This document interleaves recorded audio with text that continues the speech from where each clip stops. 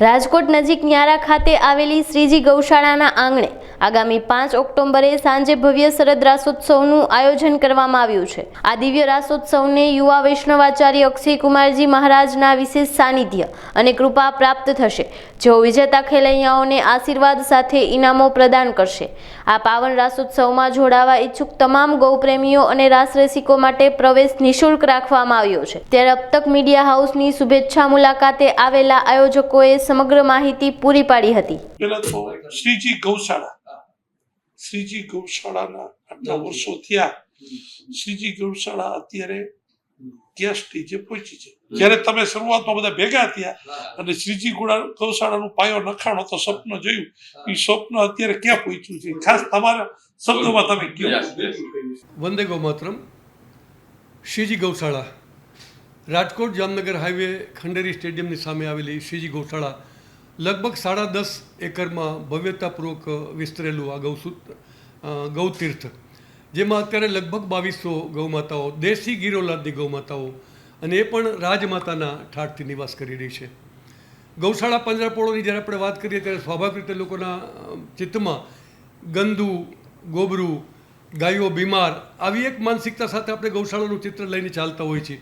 પણ શ્રીજી ગૌશાળા છેલ્લા 30 વર્ષમાં એક નક્કી લક્ષ્ય સાથે ગાય સુધારણાનો મંત્ર, ગૌપાલન માટે જે શ્રેષ્ઠ સંસાધનોનો મંત્ર, ગાયના ખોરાક ચારા વિશેની પૂરેપૂરી કાળજીનો વિષય, ગાયના આરોગ્ય વિષયમાં પૂરી કાળજી, ગાયના દૂધ ઉત્પાદકતા વિષયમાં પૂરી કાળજી, આ બધા વિષયોની સાથે સાથે ગૌમૂત્ર ચિકિત્સા પણ, કે સમાજને પણ ગાયનો ઔષધીય લાભ મળે એ માટે ગૌમૂત્ર ચિકિત્સાનો પણ એક ફેક્ટર સાથે ચલાવી ગૌ ઉત્પાદો, ગૌશાળા પાંજરાપોળો માત્ર દાન ઉપર નિર્ભર ન રહેતા સ્વાવલંબી બને અને ગૌનો ઔષધીય લાભ જનસમાજને મળે, એના ઔષધીય અનેક ઉપકરણો ગૌશાળામાં જ નિર્માણ કરી ગૌપ્રેમી સમાજમાં એનું વિતરણ કરી અને સ્વાવલંબન તરફ જતા મંત્ર સાથે લગભગ 30 વર્ષથી કાર્ય કરી રહી છે। અને આ 30 વર્ષની દળમજલમાં અનેકો પડાવો સાથે સમાજને એમાં જોડવાનો પ્રયત્ન સંસ્થા દ્વારા કરવામાં આવ્યો છે। એ માટે અમે દર વર્ષે આપણા ભારતીય સાંસ્કૃતિક તહેવારો, વાર તહેવારો જે દર વર્ષે આવતા હોય, જેમાં વિશેષ કરીને આપણું જન્માષ્ટમી ઉત્સવ છે, નવરાત્રિના આપણું આ અત્યારના દિવસો નવરાત્રિના ચાલી રહ્યા છે, નવરાત્રિના સમાંતર શરદ ઉત્સવ, ગોપાષ્ટમીનો ઉત્સવ, હોળી ધમાર રસિયા હોળીનો સમય જે આપણે ધૂળેટી હોળીના દિવસોમાં આપણે રંગ ઉત્સવ મનાવતા હોઈએ છીએ। તો આ બધા તહેવારોએ અલગ અલગ પ્રકારના કાર્યક્રમો, પછી એ મનોરંજક હોય, સાંસ્કૃતિક હોય, આધ્યાત્મિક હોય, એવા કાર્યક્રમોનું આયોજન કરી જનસમાજને ગૌશાળા સુધી લાવવાનો પ્રયત્ન, અને એ સાથે એ ઉત્સવમાં સંમિલિત થઈ લોકો ગાય સાથે જોડાય, ગાયનું મહાત્મ્ય, ગાયની સેવા સમજતા થાય, એ આશય સાથે સંસ્થા 30 વર્ષથી કાર્ય કરી રહી છે। ખાસ એમાં એક પૂછવાનું મન થાય છે કે 30 વર્ષ પહેલા એવું લાગતું હતું કે બે ગાય સાચવી બધાને એમ લાગતું હતું કે બર્ડન છે, તો આટલી ગાયો સહજતાથી સાચવી શક્યા, એનું રહસ્ય શું?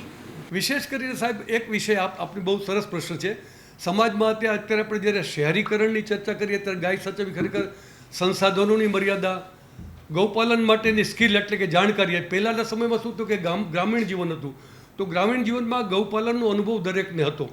હવે એ અનુભવ ન રહેતા શહેરી લોકો ગૌપાલન કરી શકે એવા સંજોગો બંને રીતે નથી। એક તો સંસાધનોનો અભાવ છે, જાણકારીનો અભાવ, સાથે સાથે શહેરના નિયમો અને ટ્રાફિકના પ્રશ્નો, આ બધાને કારણે શહેરમાં જે વસ્તુ સંભવ નહોતી, ક્રમશઃ એક એવું બન્યું કે કાં તો ખેડૂતોને ત્યાં ગામડાઓમાં ગૌપાલકો, પશુપાલકો, ખેડૂતોના ઘરમાં ગાયો રહી, પણ શહેરીકરણમાં જે ગાયોનો સમૂહ છેલ્લા વર્ષોમાં હતો એ ધીમે ધીમે પલાયન કરીને ગૌશાળા પાંજરાપોળમાં કેદ થયો। પણ છેલ્લે એવું નથી થતું, છેલ્લા દશકામાં પાછું લોકોને ગૌ પ્રત્યેનો પ્રેમ વધ્યો છે, એવું નથી લાગતું તમને આટલા અનુભવ પરથી? બિલકુલ સાહેબ, એકદમ સ્પષ્ટ વાત છે, કારણ કે લગભગ છેલ્લા મારી દ્રષ્ટિએ હું 2 દાયકા કહીશ, એક નહીં પણ 2 દાયકામાં એક જાગૃતતા, એમાં 2 વસ્તુ બની। ગાયની જે ઔષધિ ઉપયોગિતા, ગાયના દૂધમાં રહેલા ઔષધિ તત્વો, ગાયમાં સૂર્યકેતુ નામની નાડી હોવી, જેના માધ્યમથી લોકોના લોક કલ્યાણના કાર્યો, ઔષધીય કાર્યો ગાય કરાવી શકે એમ છે, એવી લોકોને અલગ અલગ માધ્યમોથી સમજાવવામાં આવ્યું, એમાં મીડિયાનો પણ મોટો સિંહ ફાળો છે। ખાસ આપણે કઈ પ્રોડક્ટો શ્રીજી ગૌશાળામાંથી આપણે ડેવલપ કરી છે અને કઈ આપણે લોકોને પ્રોવાઈડ કરી છે? ગૌશાળાની પ્રોડક્ટને આપણે 3 વિષયમાં વિભાજિત કરી શકીએ। એક તો એક ઔષધીય પ્રોડક્ટો, જે અમે ગૌમૂત્ર ચિકિત્સાના માધ્યમથી, પંચગવ્ય અને ગૌમૂત્ર ચિકિત્સાનું અમારે ત્યાં અત્યાર સુધી 2 વર્ષથી અમે કોરોનાના કાળ પછી ગૌમૂત્ર ચિકિત્સાલયો બંધ કર્યા માત્ર ગૌશાળામાં ચિકિત્સા આપીએ છીએ. નહીંતર સૌરાષ્ટ્રમાં 7 કેન્દ્રોના માધ્યમથી ગૌ ઔષધિઓના નિર્માણ 142 રોગો ઉપર કામ કરતી 40થી વધુ ઔષધો અમે ગૌશાળામાં નિર્માણ કરી અને લોકો સુધી પહોંચાડીને ઔષધિ લાભ આપતા. અને એમાં સાહેબ એક એવો સતીશભાઈ એવો વિષય બન્યો કે ક્રોનિકમાં ક્રોનિક ડિસીઝ જ્યાં એલોપેથિક સાયન્સ હાથ ઊંચા કરી દે એવા કિસ્સામાં ગૌ પ્રોડક્ટો ગૌ ઔષધો દ્વારા લોકો લાભાન્વિત થયા હોય. ઇવન ક્રોનિક ડિસીઝમાં લોકોના જીવ બચ્યા હોય, જેમ કે આપણે કેન્સર કહીએ કે કિડની ફેલ્યોર કહીએ, આ બધા રોગ એવા છે કે જેમાં જીવીને એક વ્યક્તિને બચાવવો અઘરો થઈ જતો હોય. પણ એવા કિસ્સામાં ગૌ ઔષધોએ લોકોને જીવનદાન આપવાના અમારી પાસે અનેક કિસ્સાઓ છે. એ જ પ્રકારે દૂધ, આજે આપણે ત્યાં સ્વાભાવિક રીતે છેલ્લા કેટલાક વર્ષોમાં ભેંસનું દૂધ એટલે ડેરીનો વિસ્તરણ પછી એક એવો વિષય બન્યો કે ડેરીમાં વેચાતા દૂધ માત્ર ને માત્ર ભેંસના દૂધ હોય છે. ગાયના દૂધની એક તો ઉત્પાદકતાની મર્યાદા, ગાયોની સંખ્યા મર્યાદાને કારણે ગાયનું દૂધ લોકો સુધી પહોંચતું જ નહોતું. પણ શ્રીજી ગૌશાળાએ પર્ટિક્યુલરલી છેલ્લા વર્ષોમાં એક સચેતતાપૂર્વક ગૌ સંખ્યા અને દૂધ ઉપાર્જનિક ગૌ સંખ્યામાં વૃદ્ધિ કરી અને લોકોના ઘર ઘર સુધી ગાયનું દૂધ પહોંચે, ગાયના દૂધની બનાવટો પહોંચે. પછી એ આઈસ્ક્રીમ હોય, શ્રીખંડ હોય, લસ્સી હોય, અલગ અલગ પ્રકારના વ્યંજનો દૂધ આધારિત હોય, એ લોકો સુધી પહોંચે. એ પ્રકારે શ્રીજી ગૌશાળા પોતાના આઉટલેટમાં આ ગૌ વ્યંજનો દૂધ આધારિત લોકો સુધી પહોંચાડે છે. ત્રીજું, મેં હમણાં આપણે વાત કરી કે પંચગવ્ય, ગાયનું દૂધ, ગાયના દૂધનું દહીં, ગાયનું ઘી, માખણ, ગોબર અને ગૌમૂત્ર, આ બધા વસ્તુઓને આપણા શાસ્ત્રોએ પંચગવ્ય કહ્યા છે. આ પંચગવ્યના વિવિધ ઉપયોગો, કેટલાકમાં 5 ગવ્યો સાથે સંમિલિત થતા હોય, કેટલાકમાં 1, 2 કે 3 આવશ્યકતા પ્રમાણેના ગવ્યો ઉમેરી અને ડેઇલી જીવનમાં ઉપયોગી સંસાધનો જેમ કે આપણે સાબુ છે, શેમ્પૂઓ છે, ફિનાઇલ છે, અગરબત્તીઓ છે, અમુક પ્રકારના પેઇન કિલર બામો છે કે જે એલોપેથિકને બદલે 100% આયુર્વેદની સાથે ગાય જોડાયેલી હોય. તો આ પ્રકારના અમે લગભગ 12 પ્રકારના સાબુઓ જે 100% ગાયના ઘી, માખણ કે એ સાથે જોડાયેલા હોય અને એમાં ઓછામાં ઓછા કેમિકલ, કારણ કે આજે હર્બલ વસ્તુ બનાવવા માટે કોઈ પણ વસ્તુ માત્ર વિધાઉટ કેમિકલ તો બની નથી શકતી, પણ ઓછામાં ઓછા કેમિકલો સાથે 12 પ્રકારના સાબુઓ, 5 પ્રકારના શેમ્પૂઓ, 16 પ્રકારની અગરબત્તીઓ, ધૂપો, ઔષધીય સામગ્રીઓમાં 2-3 પ્રકારના પેઇન કિલરો, અલગ અલગ પ્રકારના ગૌ ઔષધ આધારિત ચામડીના રોગોમાં કામ કરતા ઔષધો, આવું બધું નિર્માણ કરી અને એના પ્રચાર પ્રસાર, જેમ આપણે વાત કરી કે કાર્યક્રમોનું માધ્યમ અમારું આશય એ જ છે કે ગૌ સમાજ, ગૌપ્રેમી સમાજ ગૌશાળા સુધી પહોંચે અને આ પ્રોડક્ટોને જાતે નિરખીને અનુભવ કરતો થાય. અને એક વખત એક પ્રોડક્ટ કોઈ પણ વ્યક્તિના ઘરમાં ગઈ, એનો એકવાર ઉપયોગ કરશે એટલે સમાજમાં વપરાતા જે ગ્લોબલ પ્રોડક્ટો છે એની સામે કમ્પેર કરશે અને એનો ફાયદો નિહાળી અને રિપીટેડલી અમે 100% સાહેબ, આપણા પ્રધાનમંત્રીશ્રીનો જે મોટિવ છે કે ભારતનું ઉત્પાદન ભારતના લોકો ભારત થકી વાપરતા હોય, એ આશય સાથે ગૌશાળા આ 30 વર્ષથી, એમાં વિશેષ કરીને 25 વર્ષથી જાગૃતિપૂર્વક અમે આ વિષયમાં કાર્ય કરી રહ્યા છીએ. અને આ બધી પ્રોડક્ટો સંસ્થા સહિત સંસ્થાના અલગ અલગ આઉટલેટો, અત્યારે રાજકોટ પૂરતી અમારી વિતરણ મર્યાદિત છે. અહીંયા અમારે આપણા જવાહર રોડ ઉપર નારાયણી ફાર્મસી જે અમારો સંસ્થાનો માન્ય આઉટલેટ છે, ત્યાં અમારા બધા પ્રોડક્ટો વેચાય. એ ઉપરાંત અમે ટ્રસ્ટી મંડળ અને ગૌસેવક સમાજના અમે 15 આઉટલેટ શહેરમાં અલગ અલગ વિસ્તારમાં અવેલેબલ છે, જેના પેમ્પલેટ્સ અમે ગૌશાળામાં સૌને વિતરણ કરીએ છીએ.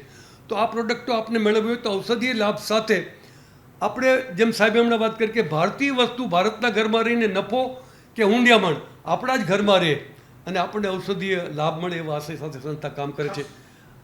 જી, આ વખતનો સરસ ઉત્સવ જી કઈ ટાઈપનો, કે દિવસે, ક્યાં, કેવી રીતે ઉજવાશે, કેવી રીતે લોકો મેં આપને પહેલાં કહ્યું કે આધ્યાત્મિક ભાવ સાથે ગૌશાળા, ગાય, કૃષ્ણ, હવેલી સંપ્રદાય, આપણો કૃષ્ણ પ્રત્યેનો જે માનવ પ્રેમ, અને કૃષ્ણ હોય ત્યાં રાસ ને રાસ હોય ત્યાં કૃષ્ણ, એ અન્યોન્ય વણાયેલી ઘટના છે. અને એ જ ઘટના અને એ થીમ ઉપર આપણે ત્યાં વર્ષોથી શરદ પૂર્ણિમા, શરદ રાસોત્સવની એક પરિપાટી ભારતીય સમાજમાં, પછી કોઈ પણ પ્રાંત કે શહેર હોય એ પ્રકારે શ્રીજી ગૌશાળા જ્યાં ગાય માતા વાસ કરે, ગાય ત્યાં કૃષ્ણ, એમ આપણે માનીએ છીએ. તો કૃષ્ણની એ ગૌભૂમિમાં પ્રતિવર્ષ સરસ મજાનો શરદ રાસોત્સવ યોજવાનું અમે આયોજન કરીએ છીએ.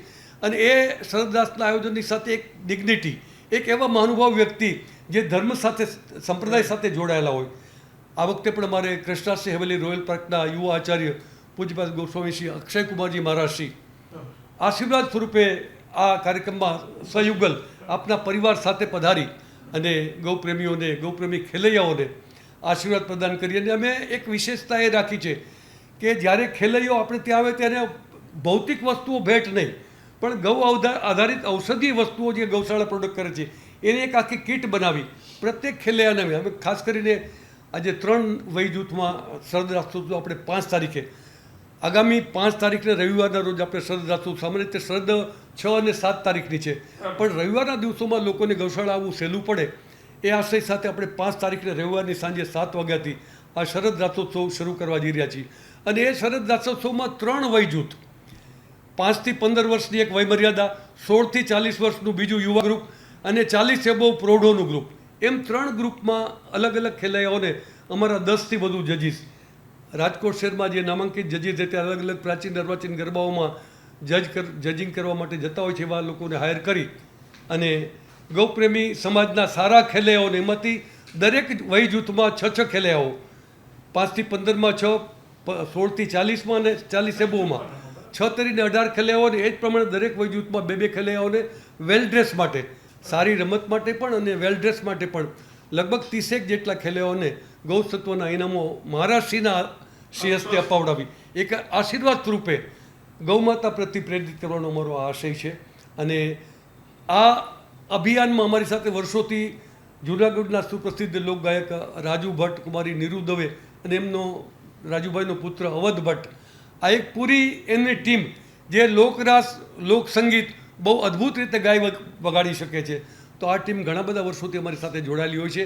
તો એમના તાલે રાસ રમવા માટે મેં રાજકોટ શહેરભરના ગૌપ્રેમી ખેલૈયાઓને ઇજન કરીએ છીએ કે આવો સૌ સાથે મળી આ ગૌ પરિસરમાં ગૌ માતાના આંગણે સુંદર મજાનો રાસ રમી અને આપણી ભારતીય રાસ સંસ્કૃતિને જીવંત કરીએ.